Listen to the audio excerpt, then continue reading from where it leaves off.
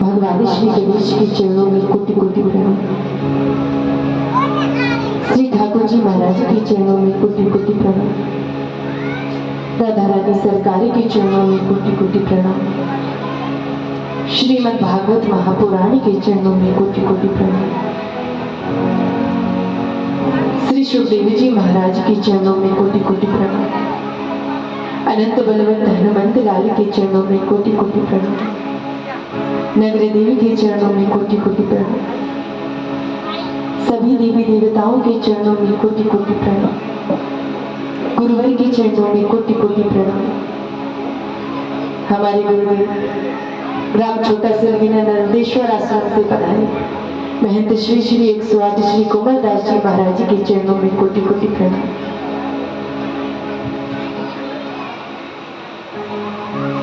मंचासीन आचार्य जी को व्यासपीठ से कोटि कोटि प्रणाम। मंचासीन देवी जी को व्यासपीठ से कोटि कोटि प्रणाम।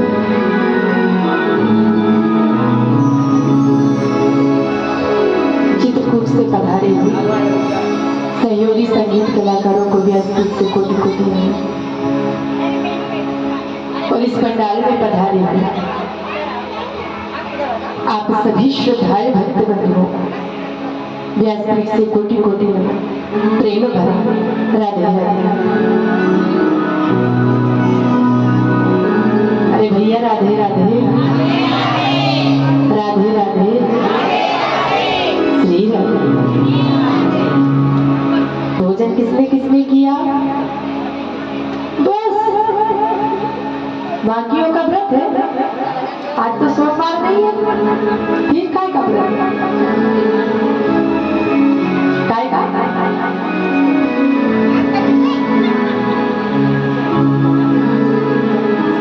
झूठ न बोला करो भगवान के दरबार में, सब पता है हमारा। खूब खा खाते हैं, प्रेम से बोलिए राधे।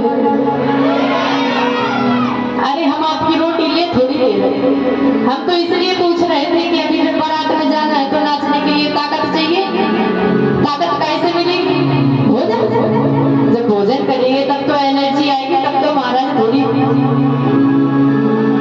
लगना चाहिए ना कि रतन कॉलोनी में बारात लगी। प्रेम से बोलिए राधे राधे राधे श्री राधे। आइए महाराज श्री ठाकुर जी महाराज के अनंत कृपा और आप सभी कॉलोनी वासियों के अनंत सहयोग से अथक प्रयासों से आपकी कॉलोनी ये भागवत कथा का आयोजन आप सभी कॉलोनी वासियों द्वारा आयोजित हुआ। जिसका आज तृतीय दिवस है। तीसरे दिन की कथा में आप हम सभी प्रवेश करें और कथा में प्रवेश करने से पूर्व प्रभु का हरि नाम संकीर्तन करें। सभी अपने मुख, मन और वाणी को पवित्र करते हुए मीठी मीठी तालियों की सेवा करें। एक बार हम गाएंगे और एक बार आप गाएंगे। एक बार प्रेम से बोलिए राधे जय जय राधा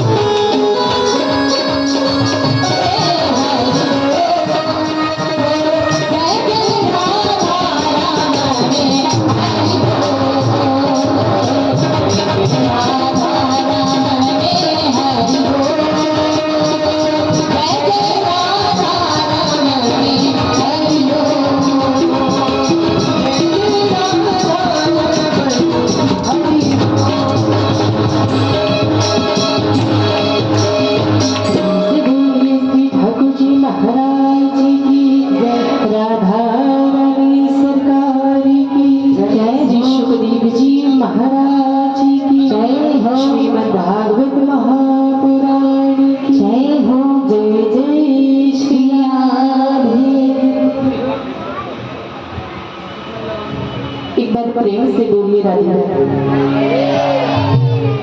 हमारे एसएस पब्लिक स्कूल से प्रिंसिपल मैम आई है, आपको व्यासपीठ से प्रेम भरा राधे राधे। हमारी नानी जी को भी राधे राधे। एक बार प्रेम से बोलिए राधे। आज कथा का तृतीय दिवस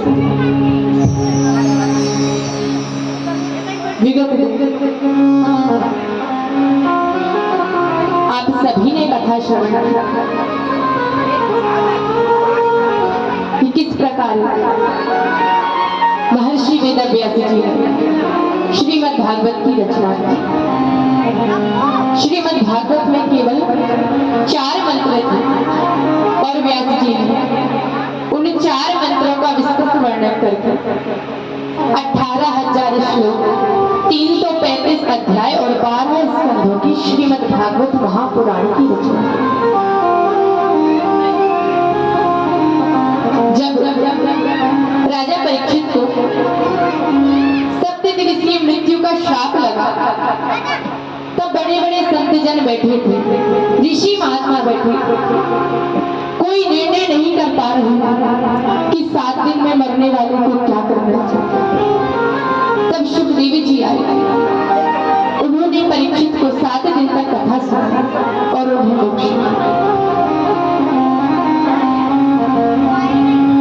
शौनकादि ऋषि प्रश्न करते, बाबा एक बात बताओ, ये परीक्षित कौन है और 7 दिन में मरने का श्राप इन्हें कैसे लगा। तब सूत जी कथा सुनाते। महाभारत के समय की बात है, कौरव पांडव युद्ध चल रहा था। समस्त कौरव मारे गए, केवल एक बचा था दुर्योधन।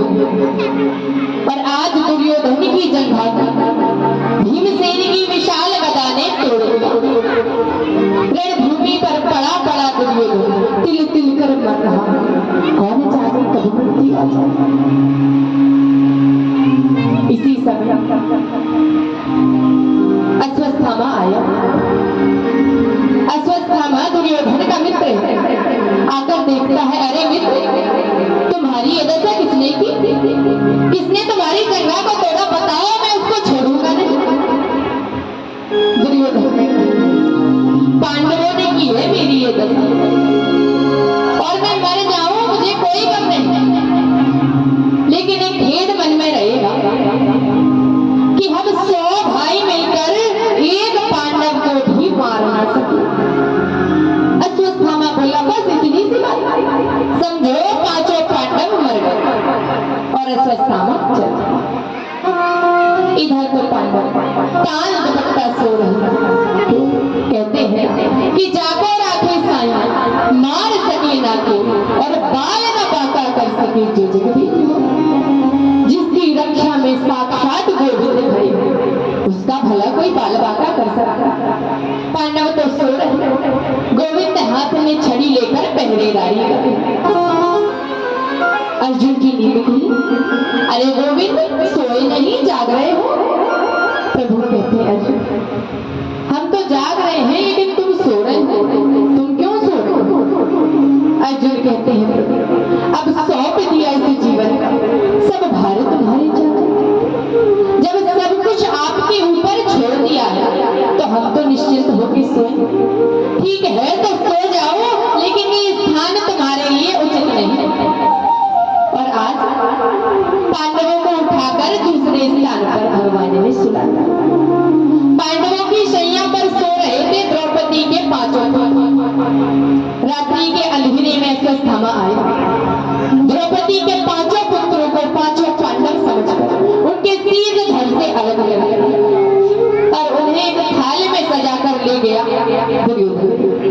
मित्र देखो, 5 पांडव मर गए। दुर्योधन बड़ा प्रसन्न हुआ, 5 मर गए। लेकिन कहने लगा, प्रमाण क्या है कि 5 मर गए? हम 100 भाई मिलके एक को भी ना मार पाए और तुम अकेले 5 को मारे। अश्वत्थामा बोलता, अरे मैं उनकी शीश लाया हूं तुम्हारे लिए। और जब वस्त्र हटाया, प्रकाश में जब शीश देखे तो दुर्योधन रोने लगा। अरे मित्र, क्या किया तूने? तो पानी देने वाले को भी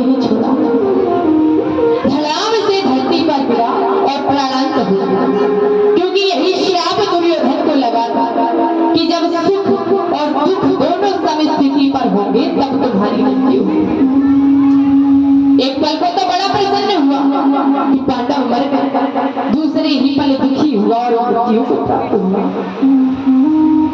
इधर आप विचार करो, जिस माँ के 5 पुत्र मार दिए गए, उस माँ की क्या दशा होगी।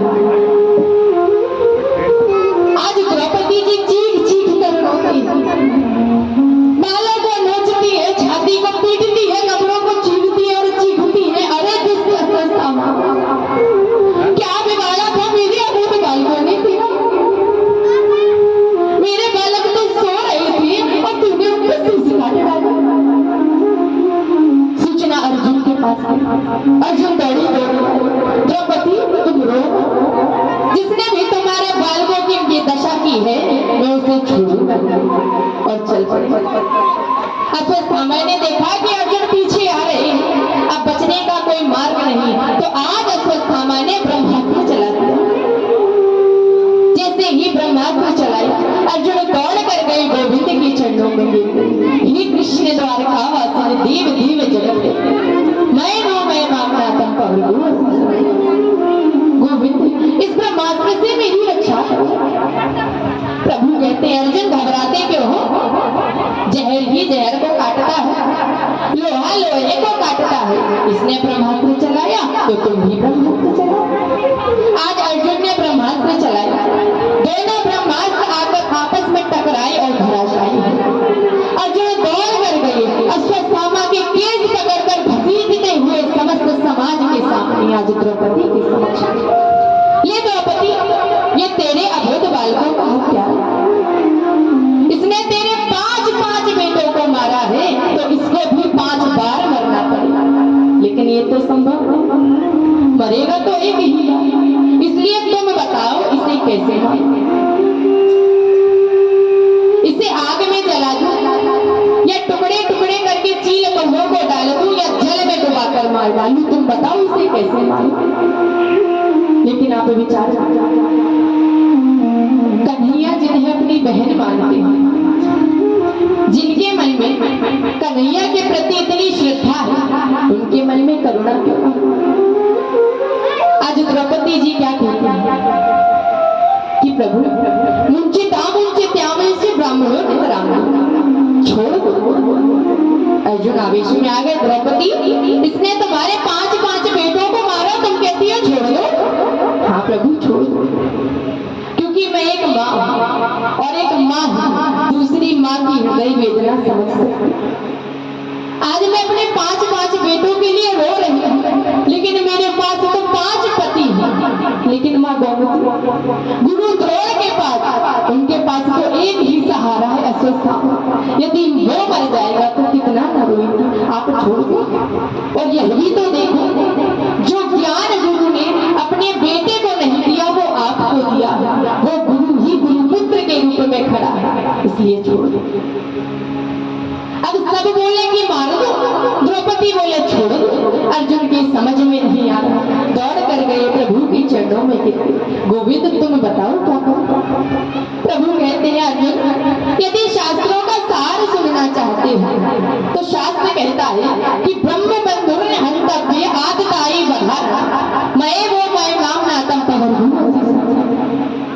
शास्त्र कहता है कि ब्राह्मण चाहे जितना भी नीच हो कभी मारने योग्य नहीं हो, उसको मारने से पाप लगता है। और बाल हत्यारा चाहे जो हो छोड़ने योग्य नहीं हो। ये एक ब्राह्मण है तो तुम इसको मार नहीं सकते, लेकिन ये बाल हत्यारा है तो उसे छोड़ना पाप होगा। भीमसेन बोले जय हो महाराज, तुम्हारे जैसे 2-4 न्यायाधीश पैदा होगा जब तो होगा न्याय। कह रहे मार दो, मारो मत, छोड़ दो और छोड़ो। आज अर्जुन की बात समझ में आ गई। अर्जुन दौड़ कर गए, अश्वत्थामा को लाया, उसे बैठा कर आधी दाढ़ी मूछ मुड़वा दी, आधे सिर के बाल मुड़वा दिए और मस्तक की मणि को खींचकर घसीटते हुए समाज से बाहर कर दिया। क्योंकि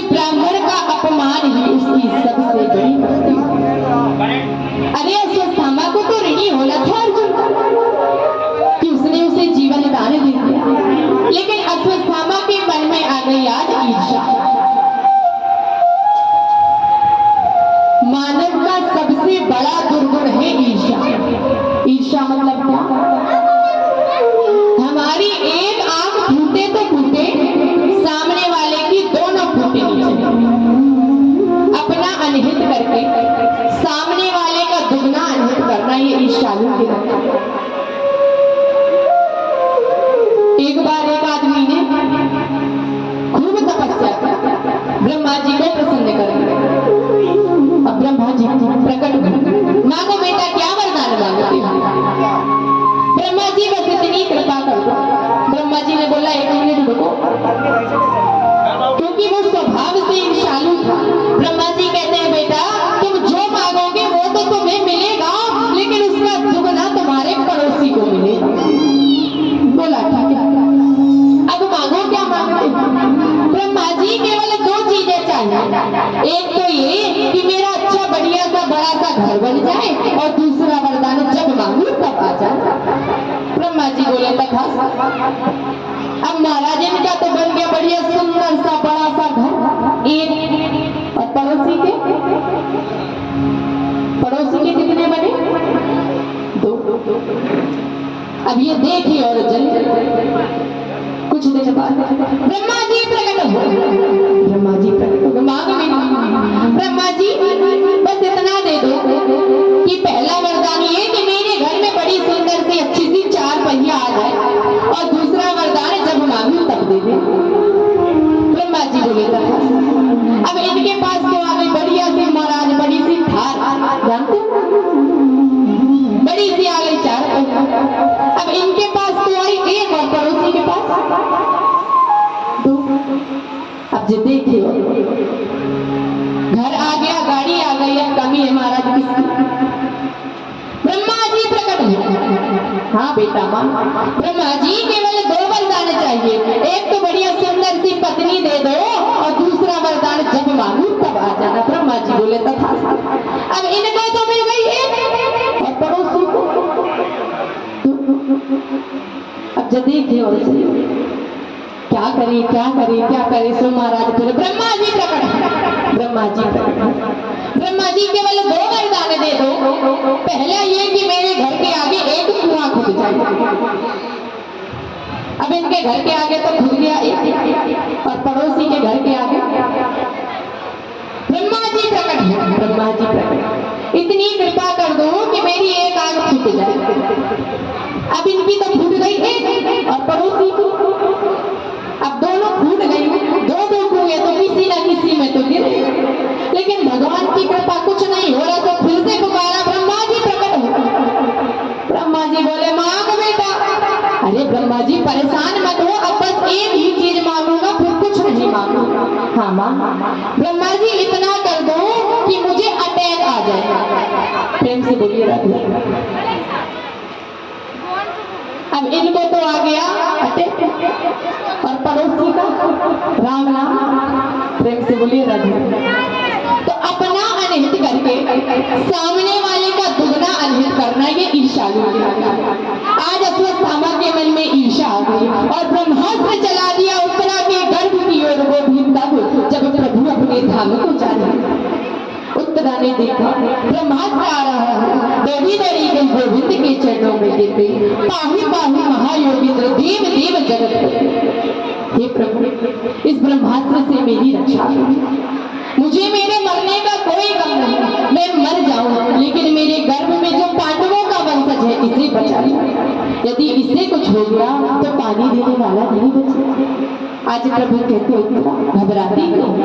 आज भगवान ने सूक्ष्म रूप धारण किया, उत्तरा के गर्भ में प्रवेश करके अपने चक्र को गदा की भांति घुमाया, और गर्भस्थ शिशु की रक्षा की। प्रेम से बोलिए भक्तवत्सल भगवान की। आज उत्तरा के गर्भ की रक्षा हो गया। ये सारा दृश्य घड़ी घड़ी मैया कुंती देख रही, दौड़ कर आई और चरणों में गिरी। अरे हे कृष्ण द्वारका वासन देव देव जगत, आप तो सारे जगत के पति हो। प्रभु कहते बुआ क्या कहती हो, मैं जगत का पति? अरे मैं तो तुम्हारा भतीजा हूँ, जगत का पति थोड़ी हूँ। अरे प्रभु यही तो आपकी लीला है। कभी किसी के बेटे बनते हो, किसी के भाई बनते हो, किसी के भतीजे बनते हो, लेकिन ये क्यों भूल जाते हो कि सबके बाप तो आप ही हो।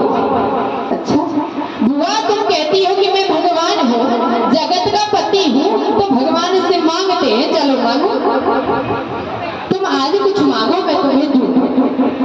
मैया कुंती हाथ जोड़ी, जब तुम हमारे साथ हो तो और क्या चाहिए। ना मैया तुम तो मांगो, बुआ आज मैं तुम्हें दूंगा। तो जानते हैं मैया कुंती ने क्या कहा?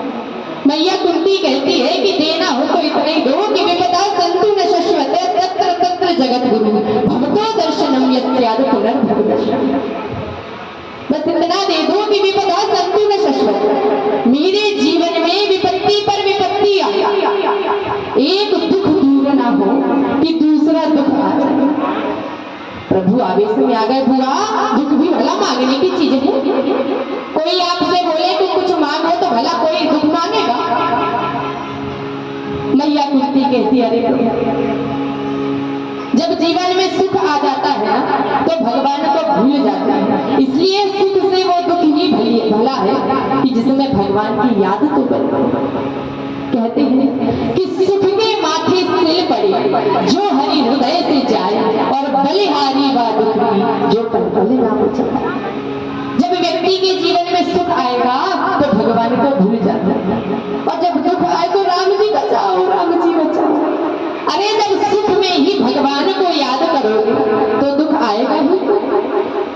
संत कहते हैं कि दुख में सुमिरन सब करे, सुख में करे न कोई, और जो सुख में सुमिरन करे तो भैया दुख लाए। आज प्रभु ने अपना जाना स्थगित किया, और रात्रि में देखते हैं कि युधिष्ठिर खूब रो रहे हैं। रो क्यों रहे? आज युधिष्ठिर के मन में ग्लानि हो रही है। कैसी विचार करते हैं कि ये जो कौरव पांडव युद्ध हुआ इसमें लाखों बच्चे अनाथ हो गए, हजारों स्त्रियां विधवा हो, कितना बड़ा अपराध मुझसे हो गया। रोए जा रहे, रोए जा रहे। भगवान समझाते हैं लेकिन समझ नहीं। तब प्रभु विचार करते हैं जब पितामह के मुख से बुलवाऊंगा तब समझ में। आज प्रभु पांचों पांडवों को लेकर पितामह भीष्म के पास जाते हैं, द्रौपदी जी साथ में।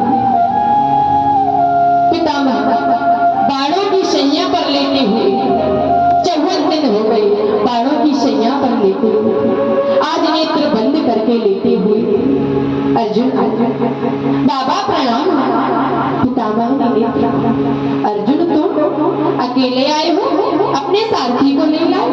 पीछे से प्रभु आए। क्या हुआ दादाजी, मुझे याद किया? अरे आपकी प्रतीक्षा में ही तो मैं लेटा हूँ, ये देह पड़ा मेरी प्रतीक्षा। हाँ आपकी प्रतीक्षा, और आपने मुझसे बड़ी प्रतीक्षा कराई है, और अब मैं आपसे प्रतीक्षा कर रहा हूँ। कैसी प्रतीक्षा? चले मत जाना जब तक मैं ना चला जाऊं। अब भगवान उदास हो गए। क्यों? क्योंकि पितामह को तो इच्छा मृत्यु का मरना, अब जाने कब इनका मन हो मरने का और कब तक खड़े रहना पड़े तो उदास हो। पितामह कहते हैं प्रभु आप मुस्कुराओ। लखी जिन लाल की मुस्कान ताही विष्णु वेद विधि जब योग संयम। लखी जिन लाल की आपकी एक मुस्कान से शोक रूपी समुद्र का नाश होता है। आप मुस्कुराओ। प्रभु मुस्कुराने लगे और युधिष्ठिर को इशारा करते हैं, पूछ लो जो पूछना। युधिष्ठिर जी से पूछने लगे, पितामह सुनाने लगे। इसे कहते हैं भीष्म गीता। जिस प्रकार भगवत गीता है उसी प्रकार ये भीष्म गीता। पितामह समझाते हैं, देखो बेटा राजा बन गए हो, बड़े हो गए हो, लेकिन एक बात याद रखना कि कभी अभिमान मत करो। शरण में यदि शत्रु भी आ जाए तो उसे क्षमा करना, कभी अभिमान मत करना, और आंखों के सामने अधर्म होते कभी मत देखना, क्योंकि अधर्म करने वाला तो पापी होता है, लेकिन जो अधर्म देखता है वो महापापी होता है। इतना कह रहे थे कि द्रौपदी जी हंस पड़े। द्रौपदी जी हंसी। पितामह कहते हैं दीदी बेटी मैं यहाँ उपदेश करता हूँ तो हंस रही हूँ। द्रौपदी घबरा कर क्षमा मांगने लगी, क्योंकि पितामह सामने हंसना कोई छोटी मोटी बात पितामह क्षमा करे, गलती नहीं। द्रौपदी, कोई भी कुलवती स्त्री सभा में हंसती नहीं है। तुम हंसी हो तो कोई कारण है, बताओ क्यों हंसी हो? द्रौपदी जी कहती, पितामह आज तो आप बड़ा ज्ञान दे रहे हो कि आंखों के सामने अधर्म होते नहीं देखना चाहिए, लेकिन ये अधर्म तो आपने भी किया, ये महापाप तो आपने भी किया। बेटी, मैंने भी पाप कब किया? पितामह, जब भली सभा में मुझे निर्वस्त्र किया जा रहा था, तब मुझे याद है उस सभा में सबसे आगे आप ही बैठे थे। यदि एक इशारा कर देते ना तो मजाल नहीं थी उस दुशासन की जो मेरी साड़ी को स्पर्श नहीं करता, लेकिन आपने ऐसा नहीं किया। तो ये महापाप तो आपने भी किया और आज हमें ज्ञान दे रहे हो कि ये पाप नहीं करना चाहिए। पितामह रोने, मैं जानता हूँ कि मैंने महापाप किया है और उस पाप का प्रायश्चित आज मैं कर रहा हूँ। बाणों की सैया पर लेटे लेटे चौवन दुष्ट दुर्योधन के अन्न से बना जो रक्त है वो एक एक बूंद करके बह गया। 2000 बिच्छू एक साथ काटे तो जो पीड़ा होती है ना, वो पीड़ा मुझे प्रतिपल होती है। यही मेरा पश्चाताप है। आज द्रौपदी जी चरणों में गिर गई, पितामह मुझे क्षमा। आज पितामह ने सबसे ध्यान रखा, प्रभु की ओर देखते हैं। माघ मास शुक्ल पक्ष एकादश तिथि और एकादश श्लोक में प्रभु की वंदना गाते हैं। इति मति रूपकल्पिता कृष्णा भगवत शाश्वत पुण्य में प्रभु की वंदना करके प्रभु को निहारते हैं। आज कहते हैं, प्रभु अब मैं इस देह का त्याग करता हूँ आपका दर्शन करते करते। और आज पितामह ने अपने देह का त्याग किया।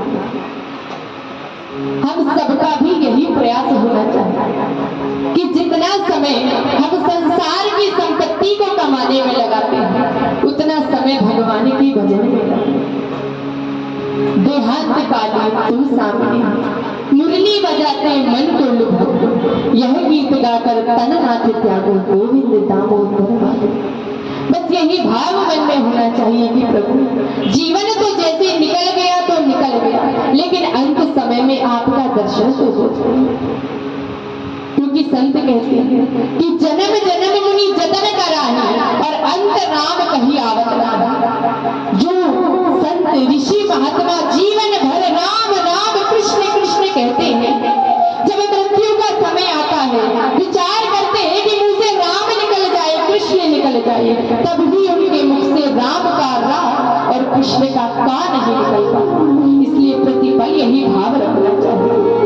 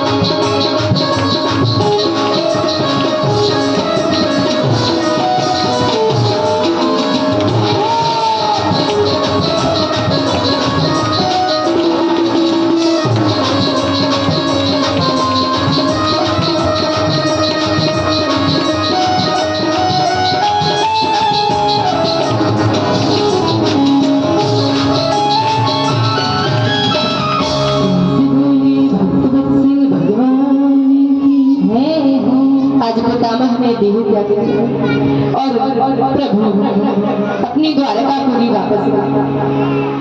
अब जिस गर्भस्थ शिशु की उन्होंने रक्षा की थी गर्भ में, उसने हस्तिनापुर में जन्म ले लिया और इसका ही नाम रखा परीक्षित। परीक्षित जी बड़े हुए, पांडवों ने इन्हें राजा बनाकर गृह त्याग करके गोविंद को प्राप्त किया। परीक्षित जी जब बड़े हुए, इनका विवाह हुआ, 4 पुत्र हुए। सबसे बड़े पुत्र है जन्मेजय। जन्मेजय को राजा बनाना। अब परीक्षित जी भगवान में मन को लगाते हैं। एक दिन की बात, अपने खजाने में गए और खजाने में उन्होंने एक स्वर्ण का सोने का मुकुट देखा। तो उस मुकुट को उठाए और अपने सिर में पहनकर नगर भ्रमण के लिए गए, वन में चले गए। जब वन में गए तो वहां उन्होंने कौतुक देखा। क्या उन्होंने देखा कि एक बैल एक पैर पर खड़ा है, उसके 3 पैर कटे हुए हैं और उसके सामने एक गाय खड़ी हो रही है। अब बैल गाय से कहता है कि गौ माता तुम क्यों रो रही हो?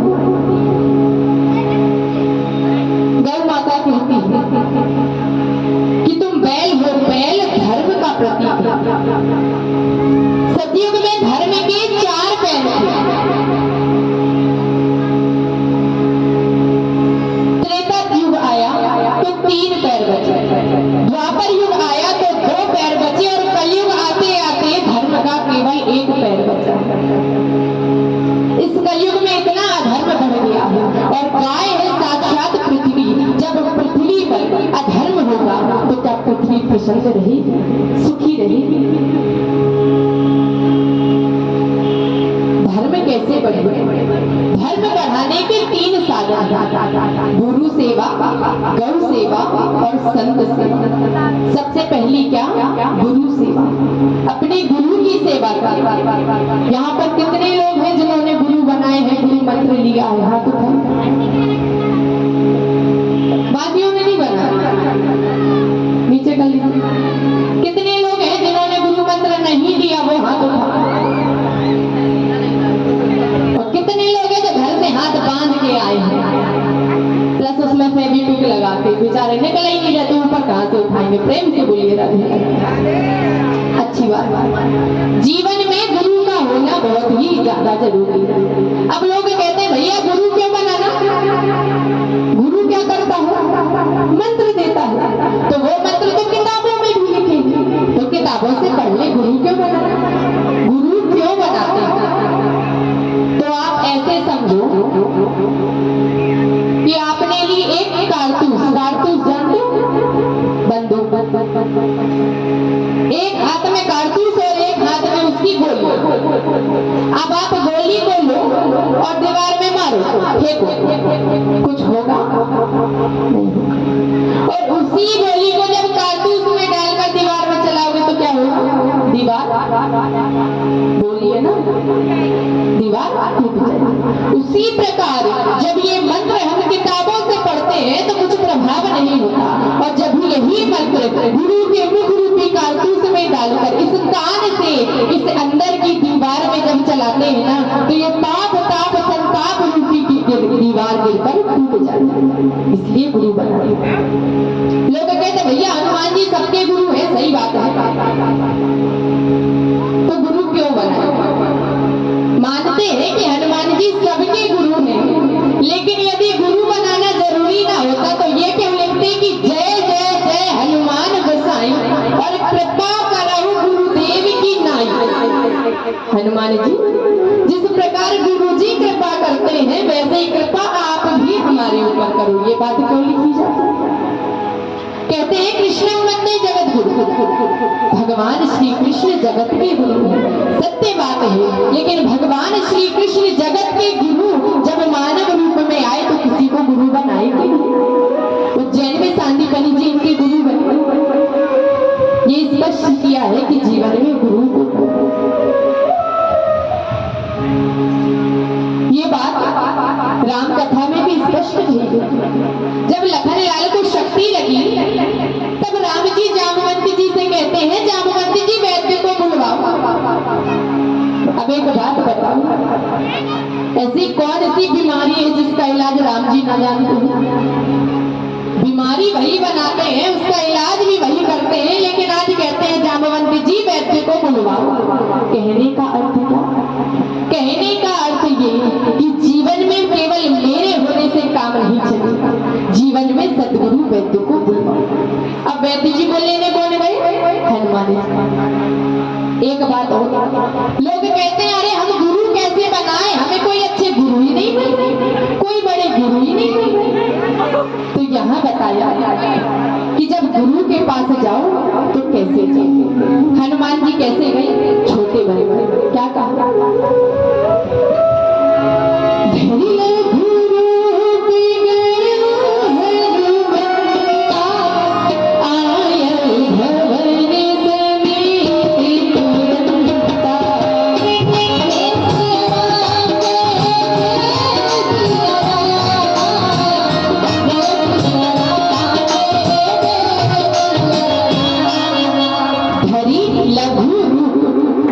हनुमंता और आयो भवन समेत तुरंत। छोटे बनकर गए और भवन के साथ लेकर आए।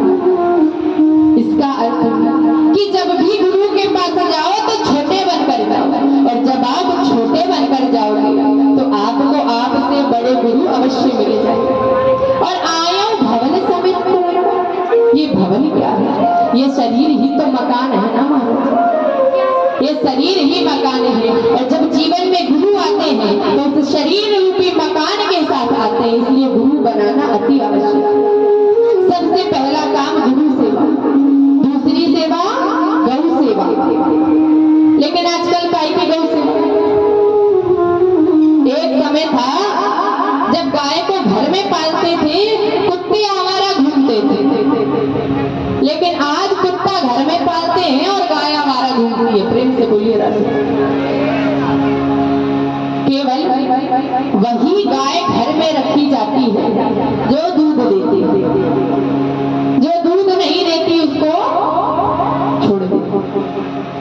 जब गाय को ऐसे आवारा छोड़ देते हैं ना तो कसाई आता है और उनको पकड़ कर ले जाता है। कसाई जानते हो? जो गाय काटते हैं उनको कसाई बोलते हैं। तो कसाई आता है और उन्हें ले जाता है, कत्ल खाने में ले जाकर मारा।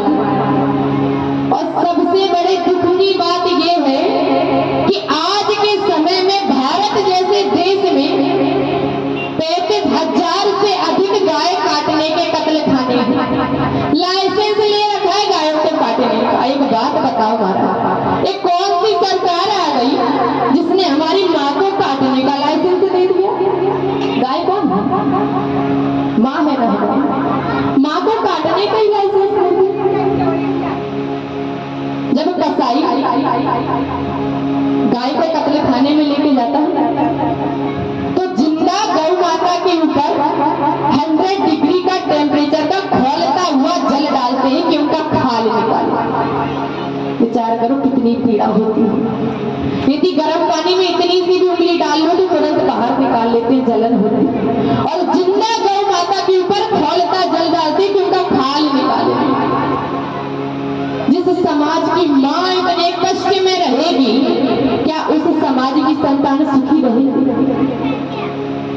माँ तो वो होती है, कहते हैं कि माँ की दुआ कभी खाली नहीं जाती, माँ की दुआ रब से भी टाली नहीं जाती। माँ की दुआ कभी खाली नहीं जाती, माँ की दुआ रब से भी टाली नहीं जाती। आज के जमाने में बर्तन मांझ कर पाल लेती है 4 बेटों को एक माँ, लेकिन आज 4 बेटों से एक माँ पाली नहीं जाती। आज 4 बेटों से एक माँ पाली।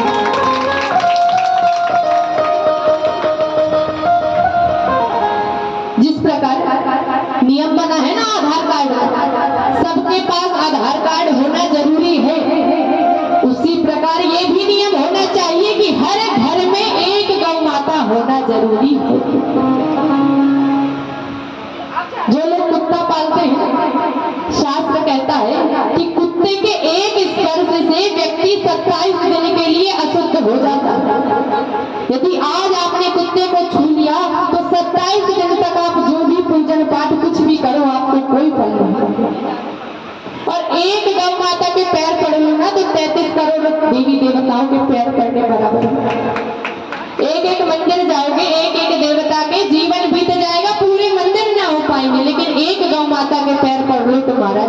परंपरा।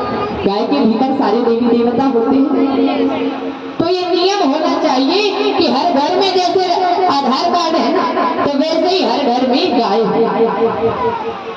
लोग कहते हैं कि गाय को राष्ट्रीय पशु बनाना चाहिए। कितने लोग सहमत हैं? हाथ उठाइए। बाकी लोग नहीं है,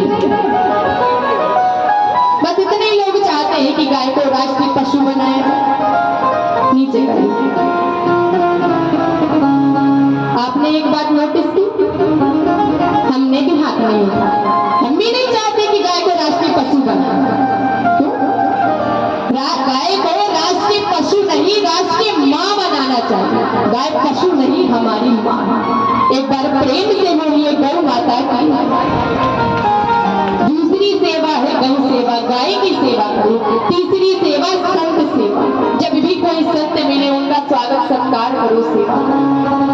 इससे धर्म करता है। लेकिन आज ना गुरु की सेवा, ना गौ की सेवा, ना संत की सेवा हो रही है। धर्म का केवल एक पैर बचा है। परीक्षित ने देखा तो दौड़े दौड़े गई। अरे धर्म बताओ, किसने तुम्हारे पैर काटे? मैं उसे छोड़ूंगा नहीं, मार डालूंगा तलवार लेकर के। धर्म कहता है। राजा ने क्या कहा? अब मैं कुछ कह नहीं सकता, मैं तो कुछ भी नहीं कह सकता हूँ। ये एक पैर बचा है, बस उसी के सहारे रहूंगा। परीक्षित जी कहते मैं उसे ढूंढूंगा जिसने तुम्हारी ये दशा की है, और छोड़ूंगा। परीक्षित जी जैसे ही मुड़े तो देखे कि सामने एक बड़ी सी काली सी छाया है। बड़े बड़े दांत, बड़े बड़े नाखून, हाथ में नग्न तलवार लिए उस धर्म के एक पैर को भी काटने दौड़ा। राजा परीक्षित आज अपनी तलवार निकाल कर खड़े हुए। जैसे ही देखा तो वो राजा के चरणों में गिर गया। कौन है? यही है कलयुग। राजा कहते तुम कौन हो, क्यों मार रहे हो इसे? राजन मैं कलयुग हूँ। कलयुग? तुम मेरी शरण में मत आओ, यहाँ रहने का अधिकार नहीं, तुम तो जाओ यहाँ। कलयुग कहता अरे आप तो राजा हो, इतना बड़ा राज्य है आपका, कहीं कोई छोटी मोटी जगह दे दो। तब 4 स्थान कलयुग को दिए। राजा परीक्षित ने कहा कि दूतम पानम स्त्रिया सुना यत्र धर्मश्च चतुर्विध। 4 स्थानों में कलयुग वास करता है, ध्यान से सुनिए। सबसे पहला है दूतम, जुआ। जुए में कलयुग का वास है। दूसरा पाना, जो मदिरा पान करते हैं, उस मदिरे के मद में कलयुग का वास है।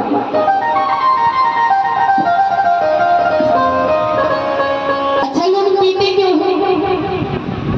नशे के लिए। आप आज तक जितनी भी कथाओं में गए होंगे, सबने आपको यही कहा होगा कि भैया शराब पीने से नुकसान होता है, नुकसान होता है, नहीं पीना चाहिए। लेकिन आज हम आपको शराब के फायदे भी बताएंगे। कौन कौन सुनना चाहता? जरा आप, बाकी नहीं सुनना चाहता। सब सुनोगे तो ही सुनाएंगे, नहीं काय को समय बर्बाद करे, आगे बारात में भी तो जाना है। शराब के फायदे किसको किसको सुनना है? चलो ठीक है, उसको सुना। शराब पीने के बड़े फायदे। फायदा नंबर 1, शराब पीने वाले को नाचना आ जाता है। अभी कोई भजन गाओ और कहो कि नाचो तो कितना शर्म आएगी। इतनी शर्म आएगी कि ताली बजाने में भी सोचेंगे। और बस 2 ढक्कन पिला दो, 2 ढक्कन पिला दो, फिर तो महाराज देखो कितने पंडाल आओ, कितने रोड गई, कितने तुम से बोलिएगा। फायदा नंबर 2, शराब पीने वाला कभी बूढ़ा नहीं होता। जवानी में बुढ़ापे तक पहुंचे। फायदा नंबर 3, शराब पीने वाले को कुत्ते कभी नहीं काटेंगे। पूछो क्यों? क्योंकि जहाँ कुत्ता पड़ा रहता वहां ये कुत्ता सोचता है हमारे साथ रहता है, हमारा भाई है, चाचा चाचा मौसेरा भाई। तो कुत्ते, प्रेम से बोलिए राधे। तो शराब पीने के भी बड़े फायदे। एक बार एक जगह सभा लगी, कोई बड़े प्रोफेसर आए थे, लोगों को दिखाना चाहते थे कि देखो शराब कितनी खतरनाक है। तो उन्होंने 2 गिलास लिया, एक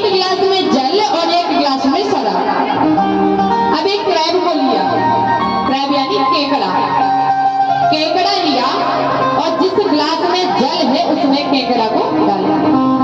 तो केकड़ा अच्छे से तैर रहा है, चल रहा है, फिर उसी केकड़े को निकालकर शराब में डाला। शराब में डालते ही केकड़ा फट गया। तो उस प्रोफेसर ने तो ये दिखाना चाहा कि देखो शराब कितनी खतरनाक है, केकड़े को फाड़ डाला, तुम्हारा क्या करेगा। तो सभा में से कोई शराबी खड़ा हुआ, अरे भैया इसलिए तो हम शराब पीते हैं कि अंदर के जितने कीटाणु हो सब मर जाए। प्रेम से बोलिए राधे राधे। अरे भैया उस नशे का क्या करना कि पप्पू के पापा ने खूब पी ली, अब खूब पी के घर में आए, नशे में धुत तक कुछ दिख नहीं रहा। तो घर में बची थी भैंस, भैंस की पीठ में हाथ फेर रहे, हाथ फेरते फेरते हाथ लगा पूछ। तो कहने लगे आएगी पप्पू की मम्मी, लानत है तेरे, रोज तो तू 2 चुटियां बांधती थी, आज कई बार। प्रेम से बोलिए राधे। तो शराब के भी बड़े फायदे हैं, लेकिन एक बात है क्या कि ये शराब का नशा कब तक था? रात में 12 घंटे 24 घंटे। अरे नशा वो करो ना जो सारी उम्र जाम कर, जाम पीने से क्या फायदा, रात बीती सुबह को उतर जाए। जाम पर जाम पीने से क्या फायदा, रात बीती सुबह को उतर जाएगी। जाम पीना है तो हरि के नाम का पीने बंदे, उम्र सारी नशे में गुजर जाएगी, उम्र सारी नशे में गुजर जाएगी। अब प्रभु के नाम का जाम कैसे पीना? प्रभु के भजन से। तो आइए सभी मीठी मीठी तालियों से एक बार प्रेम से बोलेंगे राधे राधे। बस इतना ही प्रेम है, इतना ही प्रेम है, जितने हो उतनी आवाज नहीं। अभी तो कमलेश भैया की दुकान तक भी आवाज में जा रही होगी, चौराहा तो दूर की बात है।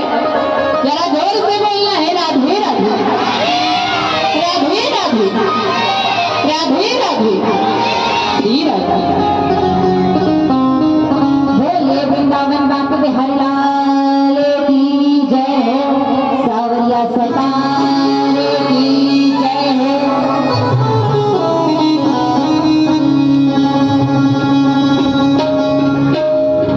राधा रानी को हमारी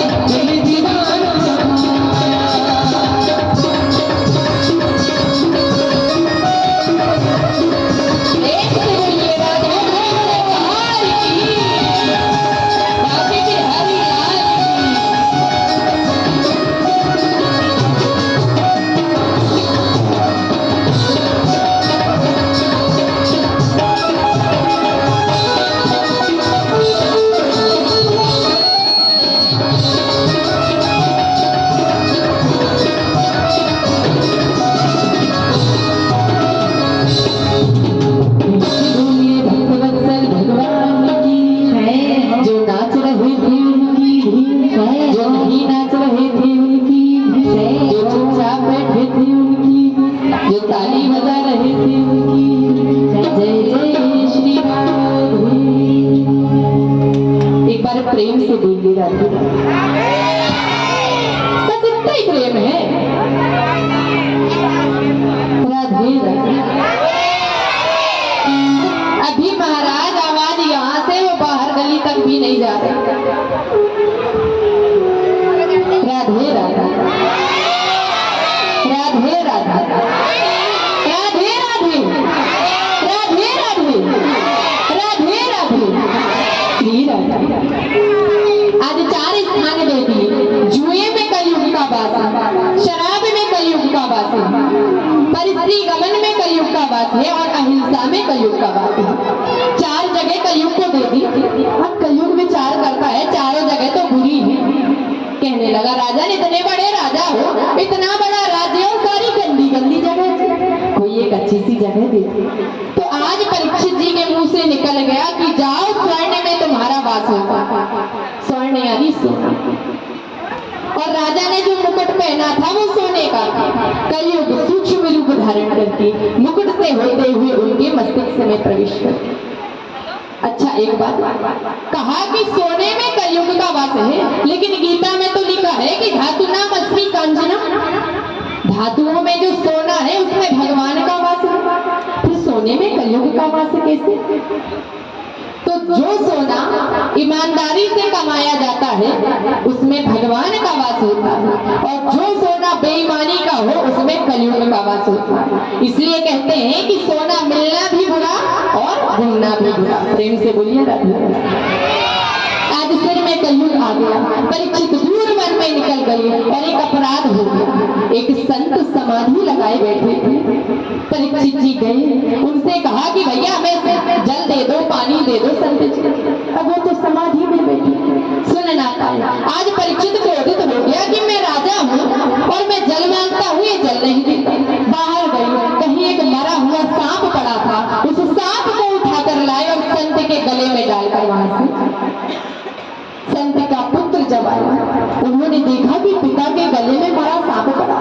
क्रोधित हो गई और श्राप दे दिया कि जिसने भी मेरे पिता के गले में मरा हुआ सर्प डाला है, आज से ठीक 7वें दिन इस सर्प के पूर्व तक्षक सर्प के काटने से उसकी मृत्यु हो जाएगी। इधर समाधि से जब जागे संत, गले में मरा सर्प देखा तो सोचा कि कोई आया होगा, हमसे कुछ बोला होगा, हमने सुना नहीं तो डाल दिया, कोई बात नहीं। लेकिन देखा कि पुत्र बैठकर रो रहे। उनसे पूछा तो सारी बात बताई। उन्होंने कहा पिताजी मैंने श्राप दिया। जब पता चला कि राजा परीक्षित ने मरा हुआ सर्प डाला तो सूचना राजा परीक्षित के पास गई कि आपको 7 दिन में मरने का श्राप लगा है। जैसे ही सुना, आज राजा परीक्षित ने अपने बड़े बेटे जन्मेजय को राजा बना दिया और ग्रह त्याग दिया। एक किनारे गंगा नदी के किनारे आकर बैठे हैं। अब जिन जिन को भी पता चले कि भैया राजा परीक्षित को 7 दिन में मरने का श्राप लगा, तो बड़े बड़े संत ऋषि महात्मा सब आए और उनका दर्शन किया। कहते हैं परीक्षित जी आपको श्राप लगा? परीक्षित जी कहते हैं बाबा मुझे श्राप नहीं लगा, मुझे तो वरदान मिला। जिस श्राप के प्रभाव से बड़े बड़े ऋषि स्वयं मेरा दर्शन करने आ रहे, क्या वो श्राप हो सकता है? आप तो बस इतना बता दो कि 7 दिन में मरने वाले को क्या करना चाहिए। इधर इतने बड़े बड़े ऋषि महात्मा संत बैठे हैं, कोई विचार नहीं कर पा रहे कि 7 दिन में मरने वाले को क्या करना चाहिए। तब दूर कहीं बैठे सुखदेव जी की समाधि थी और दौड़ी दौड़ी जब सुखदेव जी को आते देखा, संत कहते हैं राजन समझो तुम्हें मुक्ति। सुखदेव जी आए, परीक्षित जी ने प्रणाम किया, आसन में बैठाया और कहते हैं बाबा बस इतना बता दो कि 7 दिन में मरने वाले को क्या करना चाहिए। सुखदेव जी कहते हैं राजा जीवन का कोई भरोसा नहीं, तो केवल एक ही काम करो क्या कि श्वास श्वास पर कृष्ण भजो, वृथा श्वास जनी को और ना जाने श्वास की आवन हुई। जो सांस निकल गई वो वापस आएगी कि नहीं कोई गारंटी नहीं, जीवन का कोई भरोसा नहीं। इसलिए हूँ। 7 दिन में मरने का श्राप केवल राजा परीक्षित को नहीं लगा, हम सबको लगा। 7 दिन में ही हम सबको मरना है, कोई 8वां दिन नहीं है मरने के लिए। चाहे गिन के देखो, सोमवार, मंगलवार, बुधवार, गुरुवार, शुक्रवार, शनिवार और हाँ तो जरा तेज बोला करो ना महाराज, रविवार। इन 7 दिन के अलावा कोई 8वां दिन है? मरना है तो इन 7 दिनों में ही मरना है। इसलिए क्या करना है जो राजा परीक्षित ने किया। आज सुखदेव जी समझाते हैं राजा, जो श्वास निकल गई वो वापस नहीं आ सकती, इसलिए हर समय भगवान का भजन। अब ये तो संभव नहीं कि पूरे टाइम लेके हाथ में माला और भगवान का नाम भजते रहो। तो क्या करना है? केवल एक ही काम करना है कि कर से कर्म करहु विधि नाता और मन राखऊ जहाँ को पाना। इन हाथों से काम करते जाओ और मन से भगवान का नाम जपते जाओ, यही सबसे बड़ी बात है। राजा परीक्षित कहते हैं, बाबा एक बात बताओ, भगवान किसको जल्दी मिलते हैं? सभी लोग बैठे हुए थे, कहने लगे अरे बड़ा सरल सा उत्तर, भगवान उसको जल्दी मिलते होंगे जो बहुत बड़ा बूढ़ा होगा, बुजुर्ग होगा, पूजन करते करते पूरी उम्र निकल गई तो भगवान मिल गए। सुखदेव जी कहते हैं राजा, यदि बड़े बूढ़े को भगवान मिलते तो ध्रुव जी की उम्र क्या थी? 5 बरस के बालक को भगवान मिल गए तो भगवान तो उम्र नहीं थे, फिर भगवान किसको मिलते? बोले भगवान उसको मिलते होंगे जो बहुत ज्ञानी होगा, पढ़ा लिखा होगा। तो भगवान यदि पढ़े लिखे ज्ञानी को मिलते तो गजेंद्र ने कौन से कॉलेज की डिग्री हासिल? आगे कथा आई, एक गजेंद्र हाथी था, उस हाथी को भी भगवान मिले। जब उस पर संकट आया तो गोविंद कहने के लिए उसने केवल गो बोला, विंद नहीं बोल पाया और भगवान आ गए रक्षा। तो भगवान तो पढ़े लिखे को भी नहीं, तो भगवान किसको मिलते? व्याधस्य चरणं ध्रुवस्य च वयो विद्या गजेंद्रस्य का जाति विदुरस्य यादवपति। बोले भगवान उसको मिलते होंगे जो बड़ी ऊंची जात वाला हो। तो भगवान यदि ऊंची जात वाले को मिलते तो विदुर जी के पास केले के छिलके का फूल क्यों लगा? वो तो दासी बोले विदुर जी के घर केले के छिलके का फूल कैसे लगा? तब सुखदेव जी कहते राजा, भगवान अपने भक्ति के प्रति भक्त जो चाहता है वो मिल जाता है। बोले ठीक है, तो भगवान उसको मिलते होंगे जो बहुत सुंदर होगा। यदि भगवान सुंदर को मिलते तो कुब्जा कितनी सुंदर थी, 3 जगह से टेढ़ी थी, कुबड़ी कुबड़ी बोलते थे, सब उसको भी भगवान यादस्य चरणं ध्रुवस्य च वयो विद्या गजेंद्रस्य च का जाति विदुरस्य यादवपति रुद्रस्य के कुब्जाया की उत्तम रूपम अधिकम के भैया भगवान उसको मिलते हैं तो बड़ा पैसे वाला होगा। यदि भगवान पैसे वाले को मिलते तो सुदामा जी के घर क्यों जाता?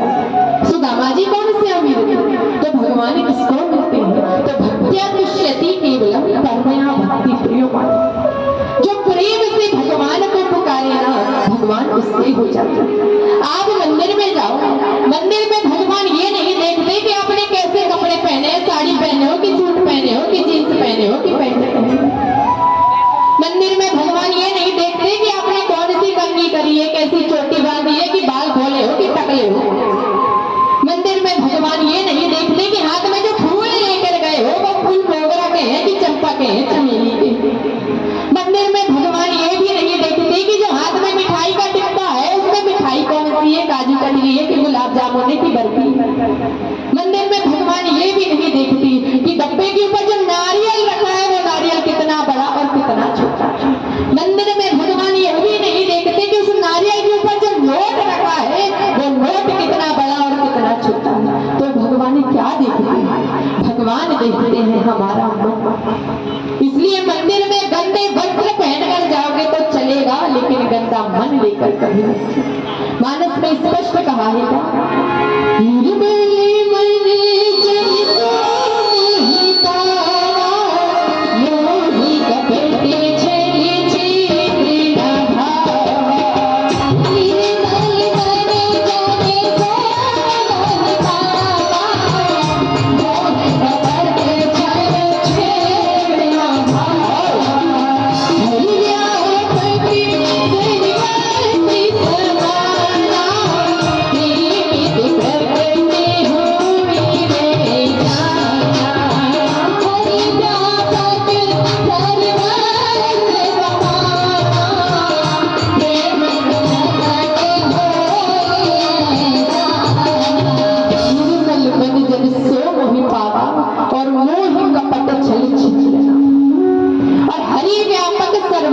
समान प्रेम इति प्रकट हो। भगवान सब जगह, बस प्रकट करना है कैसे? प्रेम से, प्रभु से केवल प्रेम। आज राजा परीक्षित को सृष्टि प्रसंग सुनाते हैं और द्वितीय स्कंध में प्रवेश करते हुए सुखदेव जी कहते हैं, राजा सबसे पहले इस संसार में कुछ भी नहीं था, केवल एक था परब्रह्म। परब्रह्म के मन में विचार आया कि मैं एक हूँ, एक से अनेक हो जाऊं। सारे संसार में केवल जल था, जल को संस्कृत में कहते हैं नार, तो नार में उन्होंने मकान बनाया, मकान को कहते हैं आयन, तो नार में आयन करने वाले बन गए प्रभु श्री नारायण। नारायण की नाभि से कमल तंतु निकला तो चार मुख के ब्रह्मा जी प्रकट हुए। भगवान श्री नारायण ने कहा, ब्रह्मा जी आप विधाता हो, जाओ सारी सृष्टि का विस्तार करो। अब इधर ब्रह्मा जी को विधाता बना दिया, सृष्टि का विस्तार करने को कह दिया, लेकिन ब्रह्मा जी के जितने भी पुत्र होते सब बैराग, सब सन्यासी ग्रहण कर दिए। जब सारे सन्यासी बन जाएंगे तो सृष्टि का विस्तार कैसे होगा? तब इनके एक पुत्र हुए कर्दम जी से विवाह का आग्रह किया तो उन्होंने दो शर्त रखी। पहली शर्त ये कि विवाह करूंगा तो भगवान को स्वयं मेरे घर पुत्र बनकर आना पड़ेगा। दूसरी शर्त ये कि एक बार पुत्र का जन्म होगा और मैं गृह त्याग दूंगा,